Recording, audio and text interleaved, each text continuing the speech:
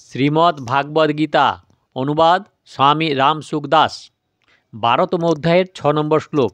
এ তু সর্বাণি কর্মাণি ময়ি সংন্যস্য মৎপরাঃ অনন্যনৈব যোগেন মাং ধ্যায়ন্ত উপাসতে। কিন্তু যারা সমস্ত কর্ম আমাতে অর্পণ করে মতপরায়ণ হয়ে অনন্যভাবে আমাকেই ধ্যান করতে করতে আমার উপাসনা করেন।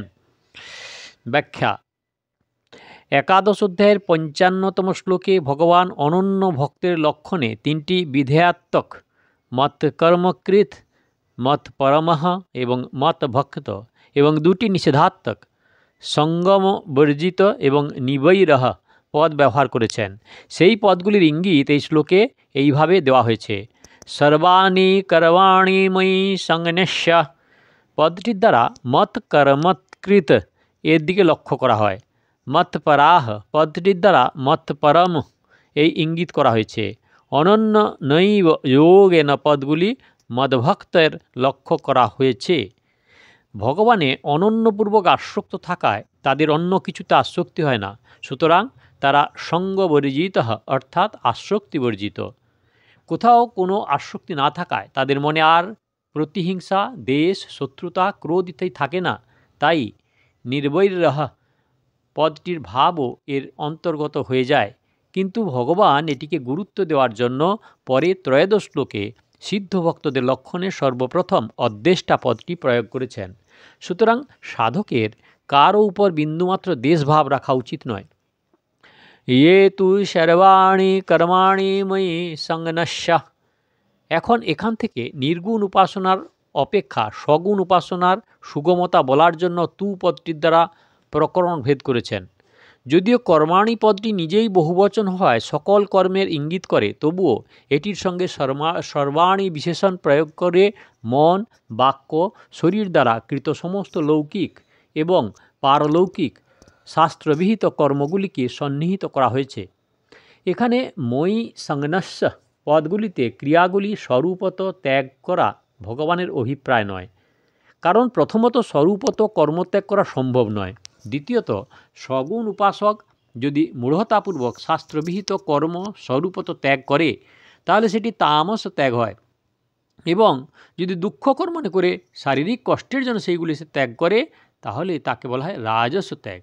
অতএব এই রীতিতে কর্মত্যাগ করলে কর্ম থেকে সম্বন্ধ পরিত্যাগ করা যায় না। কর্মবন্ধন থেকে মুক্ত হওয়ার জন্য সাধকের কর্মে মমত্ববোধ, আসক্তি এবং ফলেচ্ছা ত্যাগ করা প্রয়োজন। কারণ মমতা, আসক্তি এবং ফলেচ্ছা রেখে কর্ম করলে সেই কর্মই বন্ধনের কারণ হয়। সাধকের যদি ভগবৎ প্রাপ্তি করা উদ্দেশ্য হয় তাহলে তার পদার্থের আকাঙ্ক্ষা থাকে না এবং নিজেকে ভগবানের বলে মনে করায় তার মমতা দেহের থেকে দূর হয়ে একমাত্র ভগবানের উপর হয়ে যায়। স্বয়ং ভগবানে অর্পিত হওয়ায় তার সকল কর্মই ভগবত অর্পিত হয়ে যায়। ভগবানের জন্য কর্ম করার বিষয়ে কয়েকটি প্রকার আছে। গীতায় সেইগুলিকে মদর্পণ কর্ম, মদর্থ কর্ম এবং মত কর্ম বলা হয়েছে। মদর্পণ কর্ম বলা হয় সেই কর্মগুলিকে যেইগুলি প্রথমে অন্য উদ্দেশ্য থাকলেও কর্ম করার সময় অথবা কর্ম করার পর সেইগুলি ভগবানে অর্পণ করা হয়। মদর্থ কর্ম সেইগুলিকে বলা হয় যেইগুলি শুরু থেকে ভগবানের জন্য করা হয় অথবা সেইগুলি ভগবত সেবারূপ হয়। ভগবত প্রাপ্তির জন্য কর্ম করা, ভগবানের নির্দেশ মেনে কর্ম করা অথবা ভগবানের প্রসন্নতার জন্য কর্ম করা, এগুলি সবই ভগবত কর্ম। ভগবানের কর্ম মনে করে সমস্ত লৌকিক ব্যবসায়, চাকুরি ইত্যাদি এবং ভগবত সম্বন্ধীয় জপ, ধ্যান ইত্যাদি কর্ম করাই হলো মত কর্ম। প্রকৃতপক্ষে কর্ম যেমন করেই করা হোক তার উদ্দেশ্য হওয়া উচিত একমাত্র ভগবত প্রাপ্তি করা। উপরিউক্ত 3টি প্রকারেই মদর্পণ কর্ম, মদর্থ কর্ম, মত কর্ম সিদ্ধি প্রাপ্তকারী সাধকদের কর্মের সঙ্গে কোনো সম্পর্ক থাকে না, কারণ তাদের ফলেচ্ছা এবং কর্তৃত্বাভিমান থাকে না। আর পদার্থ বা শরীর, মন, বুদ্ধি, ইন্দ্রিয়াদিতে মমত্ববোধ থাকে না। কর্ম করার সাধন শরীর, মন, বুদ্ধি ইত্যাদি যখন নিজস্ব নয় তখন কর্মে মমত্ববোধ কী করে হবে? এইভাবে কর্ম হতে সর্বতভাবে মুক্ত হয়ে যাওয়াকেই বলা হয় প্রকৃত সমর্পণ। সিদ্ধ পুরুষদের ক্রিয়া স্বাভাবিকভাবেই সমর্পিত হয় এবং সাধক পূর্ণ সমর্পণের উদ্দেশ্য নিয়ে সেইভাবে কর্ম করার চেষ্টা করেন। ভক্তিযোগী যেমন তার ক্রিয়াসমূহ ভগবানকে অর্পণ করে কর্মবন্ধন হতে মুক্ত হয়ে যান, তেমনি জ্ঞানযোগী ক্রিয়াগুলির প্রকৃতি দ্বারা হচ্ছে মনে করে তার থেকে সর্বতভাবে আসক্তি বর্জিত নির্লিপ্ত থেকে কর্মবন্ধন হতে মুক্ত হয়ে যান। মৎপরাহ পরায়ণ হওয়ার অর্থ ভগবানকে পরম পূজনীয় এবং সর্বশ্রেষ্ঠ বলে জেনে তার প্রতি সমর্পিতভাবে থাকা। সর্বতভাবে ভগবত পরায়ণ হলে সগুণ উপাসক নিজেকে ভগবানের যন্ত্র বলে মনে করেন, তাই শুভ কর্মগুলি তিনি ভগবানের দ্বারা কৃত বলে মনে করেন এবং সংসারের প্রতি উদ্দিষ্ট না হওয়ায় তাতে তার ভোগাঙ্ক্ষা থাকে না। ভোগাঙ্ক্ষা না থাকায় তার দ্বারা কোনো অশুভ ক্রিয়া হয় না। অনন্যৈব যোগেন মাং ধ্যায়ন্ত উপাসতে, এই পদে ইষ্ট সম্বন্ধীয় এবং উপায় সম্বন্ধীয় দুপ্রকারের অনন্যতার ইঙ্গিত দেওয়া হয়েছে। অর্থাৎ ওই ভক্তদের ইষ্ট ভগবানই, তিনি ছাড়া আর কোনো সাধ্য সেই ভক্তদের দৃষ্টিতে নেই এবং তাকে প্রাপ্তিলাভ করার জন্য তিনি একমাত্র আশ্রয়। তারা ভগবৎ কৃপাতেই তাদের সাধনা সিদ্ধ হয় বলে মনে করে, নিজ পুরুষার্থ বা সাধনার শক্তির দ্বারা নয়। তারা উপায় এবং উপেয় উভয়ই ভগবান বলে মনে করে। তারা ভগবানকেই একমাত্র লক্ষ্য ধ্যেয় মনে করে উপাসনা অর্থাৎ জপ ধ্যান কীর্তনাদি করে থাকে। শ্লোক নম্বর 7। তেষামহং সমুদ্ধর্তা মৃত্যু সংসার সাগরাত ভবামি ন চিরাত পার্থ ময়্যাবেশিত চেতসাম।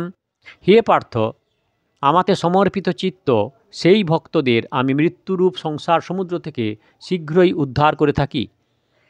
ব্যাখ্যা: যে সাধকদের লক্ষ্য উদ্দেশ্য ধ্যেয় একমাত্র ভগবান এবং যারা ভগবানে অনন্য প্রেমপূর্বক নিজ চিত্ত সমর্পণ করছেন এবং যারা নিজে ভগবানের সমর্পিত যারা হয়েছেন, তাদের উদ্দেশ্যেই এখানে ময়্যাবেশিত চেতসাম পদটি ব্যবহৃত হয়েছে। সমুদ্রে যেমন জল আর জল, তেমনি জগতে কেবল মৃত্যু আর মৃত্যু। জগতে উদ্ভূত এমন কোনো বস্তু নেই যা ক্ষণকালের জন্য মৃত্যুর আঘাত থেকে বেঁচে যায়। অর্থাৎ উৎপন্ন হওয়া প্রত্যেকটি বস্তু প্রতি মুহূর্তে মৃত্যুর দিকে অগ্রসর হচ্ছে। তাই জগৎকে মৃত্যু সংসার সাগর বলা হয়েছে। মানুষের মধ্যে অনুকূল এবং প্রতিকূল দুপ্রকার বৃত্তি বা মনোভাব থাকে। সাংসারিক ঘটনা পরিস্থিতি ও প্রাণী পদার্থে অনুকূল প্রতিকূল বৃত্তিগুলি রাগ দেশ উৎপন্ন করে মানুষকে সংসারে আবদ্ধ করে। এমনকি এটাও দেখা যায় যে সাধকও বিশেষ সম্প্রদায় ও বিশেষ সাধু সন্তের প্রতি অনুকূল প্রতিকূল মনোভাব পোষণ করে রাগ দেশের বশীভূত হয়ে যান, যার জন্য তারা সংসার সমুদ্র থেকে শীঘ্র উদ্ধার হতে পারেন না।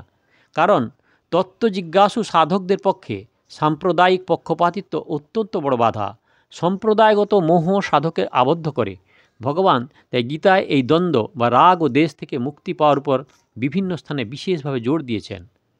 সাধক ভক্ত যদি তার সমস্ত অনুকূলতা ভগবানে অর্পণ করেন, অর্থাৎ একমাত্র ভগবানের সঙ্গেই অনন্য প্রেম সম্পর্ক স্থাপন করেন এবং সংসারের প্রতি প্রতিকূল মনোভাব রাখেন, অর্থাৎ সংসারের সেবা করে এবং এর থেকে অনুকূলতার আশা থেকে বিমুখ হন, তাহলে জগৎ সংসারের বন্ধন থেকে শীঘ্র মুক্ত হন। জগতে অনুকূল প্রতিকূল বৃত্তিগুলি বা মনোভাব থাকাই হলো বন্ধনের মূল কারণ। ভগবানের একটি সাধারণ নিয়ম হলো যে তাঁর যেভাবে যে শরণাগত হবে তাকে তিনি সেইভাবে আশ্রয় দেন। ইয়ে যথা মাং প্রপদ্যন্তে তাংস্তথৈব ভজাম্যহম। তাই তিনি বলেছেন যে যদিও আমি সবেতেই সমভাবে অবস্থিত, সমহং সর্বভূতেষু, তবুও আমি যার একমাত্র প্রিয়, যে আমার জন্যই সমস্ত কর্ম করে এবং আমার পরায়ণ হয়ে নিত্য নিরন্তর আমার ধ্যান জপ চিন্তাতে ব্যাপৃত থাকে, সেই সব ভক্তকে আমি নিজে মৃত্যু সংসার সাগর থেকে খুব শীঘ্র এবং সম্যকভাবে উদ্ধার করি। শ্লোক নম্বর 8। ময়েব মন আধৎসা ময়ি বুদ্ধিং নিবেশয় নিবশিষ্যসি মৎসব অব ঊর্ধ্বং ন সংশয়ঃ। তুমি আমাতে মন নিবিষ্ট করো এবং আমাতেই বুদ্ধি নিয়োগ করো, তাহলে তুমি আমাতেই বাস করবে বা স্থিতি লাভ করবে, এতে কোনো সন্দেহ নেই। ব্যাখ্যা: ভগবানের মতে সেই ব্যক্তি উত্তম যোগবেত্তা যার ভগবানের সঙ্গে নিত্য যোগ অনুভূত হয়েছে। সকল সাধককে উত্তম যোগবেত্তা করার উদ্দেশ্যে ভগবান অর্জুনকে নিমিত্ত করে নির্দেশ দিয়েছেন যে আমাকে অর্থাৎ পরমেশ্বরকেই পরম শ্রেষ্ঠ ও পরম প্রাপণীয় মনে করে বুদ্ধিকে আমাতে নিবিষ্ট করো এবং আমাকেই পরম প্রিয়তম মনে করে মন ও আমাতে নিবিষ্ট করো। ভগবানে আমাদের স্বাভাবিক স্থিতি থাকে, কিন্তু তাতে মন বুদ্ধি নিবিষ্ট না হওয়ায় ভগবানের সঙ্গে আমাদের সেই স্বাভাবিক নিত্য সম্পর্কের অনুভব হয় না। তাই ভগবান বলেছেন যে মন বুদ্ধি আমাতে নিবিষ্ট করো, তাহলেই তুমি আমাতে স্থিতিলাভ করবে, যা প্রথম থেকেই আছে।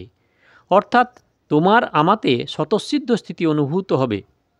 মন বুদ্ধি নিবিষ্ট করার অর্থ হলো এই যে আজ পর্যন্ত মানুষ যে মনের সাহায্যে জড় সংসারে মমত্ববোধ, আসক্তি, সুখভোগের আকাঙ্ক্ষা, আশা ইত্যাদির জন্য বারংবার সংসারের চিন্তা করতে থাকে এবং বুদ্ধির দ্বারা সংসারের ভালো মন্দের চিন্তা করতে থাকে, সেই মনকে সংসার থেকে সরিয়ে ভগবানে নিবিষ্ট করবে এবং বুদ্ধি দ্বারা দৃঢ়তার সঙ্গে চিন্তা করবে যে আমি শুধুমাত্র ভগবানেরই, আর ভগবানই কেবল আমার জন্য সর্বোপরি পরম শ্রেষ্ঠ এবং পরম প্রাপণীয় শুধু ভগবানই আছেন। এইরূপ দৃঢ় নিশ্চয় করালে সংসারের চিন্তা এবং গুরুত্ব দূর হয়ে যাবে এবং এক ভগবানের সঙ্গেই সম্পর্ক থেকে যায়। এই হলো মম বুদ্ধি ভগবানে নিবিষ্ট করা। মন বুদ্ধি নিবিষ্ট করার মধ্যে বুদ্ধি নিবিষ্ট করাই মুখ্য ব্যাপার। কোনো ব্যাপারে আগে বুদ্ধি স্থির হয়, পরে বুদ্ধির এই স্থিরতা মন থেকে নেয়। সাধন করার সময় আগে উদ্দেশ্য প্রস্তুত করতে বুদ্ধিরই প্রাধান্য থাকে, পরে মনের প্রাধান্য হয়। যেসব ব্যক্তির ভগবৎ প্রাপ্তি করা উদ্দেশ্য না থাকে, তাদের মন বুদ্ধি ও যে বিষয়ে তারা নিবিষ্ট করতে চায় সে বিষয়ে নিবিষ্ট হতে পারে। সেই সব বিষয়ে মন বুদ্ধি নিবিষ্ট হলে তারা সেই সব বিষয়ের সিদ্ধিলাভ করলেও ভগবৎ প্রাপ্তির উদ্দেশ্যে না থাকায় ভগবৎ প্রাপ্তি হয় না। তাই সাধকের উচিত বুদ্ধির দ্বারা দৃঢ় নিশ্চিত হওয়া যে আমাকে ভগবৎ প্রাপ্তি করতেই হবে, এইরূপ স্থির নিশ্চয় করা খুবই গুরুত্বপূর্ণ। এইরূপ নিশ্চয়াত্মিক বুদ্ধি না হওয়ায় আসল কারণ হলো ভোগ ও সম্পদ সংগ্রহের সুখ গ্রহণ করা। সুখের আশাতেই মানুষের বৃত্তিগুলি ধন, মান, মর্যাদা ইত্যাদি প্রাপ্যকেই উদ্দেশ্য করে। তাই তাদের বুদ্ধি বহুভেদ সম্পন্ন তথা অনন্ত হয়ে যায়। কিন্তু যদি ভগবৎ প্রাপ্তি করাই একমাত্র নিশ্চয় হয়, তাহলে এই নিশ্চয়তায় এত শুদ্ধি ও শক্তি থাকে যে অত্যন্ত দুরাচারী ব্যক্তিকেও ভগবান সাধু বলে স্বীকার করেন। এই দৃঢ় নিশ্চয়ের ফলে সেই ব্যক্তি অতি শীঘ্রই ধর্মাত্মা হয়ে ওঠে এবং পরম শান্তি লাভ করে।